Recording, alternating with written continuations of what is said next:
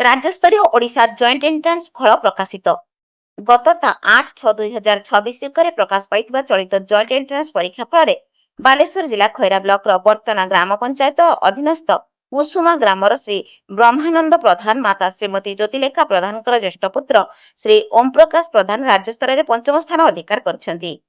एही परिप्रेक्षी में विभिन्न महलरू तांकु शुभेच्छार बार्ता छुटी। बालेश्वर जिला साई सत्यजित ट्रस्ट तरफ सभापति अविनाश महापात्र, उपसभापति दीपक महापात्र, वरिष्ठ सदस्य श्रीधर महापात्र, बीजेपी महिला नेत्री दिव्या भारती जेना, जिला बीजेपी महिला नेत्री पद्मिनी अधिकारी प्रमुख ओम प्रकाश प्रधान बर्तना कुसुमा बासभवन को जाई संबर्धना करने सहित शुभेच्छा जणाइछंती।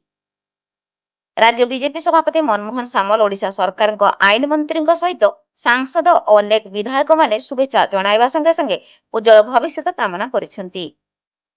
सांसद तथा पूर्वतन केन्द्रमंत्री श्रीयुक्त प्रताप चंद्र षडंगी, बीजेपी जिला सभापति ईश्वर चंद्र बेहेरा, खैरा ब्लॉक अध्यक्ष अभिलिप्सा साहू मध्य शुभेच्छा और शुभकामना जणाइथिबा प्रकाश। ओम प्रकाश बड़ बापा हरेकृष्ण प्रधान, बड़ मां कुमुदिनी प्रधान आगामी दिन में प्रशासनिक सेवा देवा प्रयास जारी रखिबे बोली मत प्रकाश करछंती। खैरारू Prashant Kumar Behera report, Odisha hot news.